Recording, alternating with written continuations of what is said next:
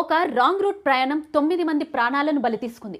ఎలా అంటే రోడ్లపైన యూటర్న్ వరకు వెళ్ళి మలుపు తీసుకోవడానికి సమయం పడుతుందనో, పెట్రోల్ని ఆదా చేద్దామనో, లేదా త్వరగా వెళ్ళాలి అన్న ఉద్దేశంతోనో చాలామంది రాంగ్ రూట్లో ప్రయాణిస్తుంటారు.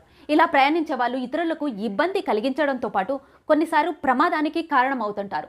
ఈ కారణంగానే ఈ మధ్య అహ్మదాబాద్లో రాంగ్ రూట్లో ప్రయాణించిన ఒక వాహనం 9 మంది ప్రాణాలను బలి తీసుకుంది. సో అలాంటి వాళ్లలో మార్పు తీసుకురావడానికి ట్రాఫిక్ పోలీసులు రోడ్లపై టైర్ కిల్లర్లను ఏర్పాటు చేశారు.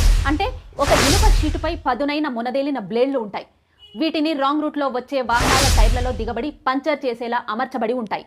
ట్రాఫిక్ ఎక్కువగా ఉండే ప్రాంతాల్లో అక్కడక్కడ ఈ టైర్ కిల్లర్లను ఏర్పాటు చేశారు.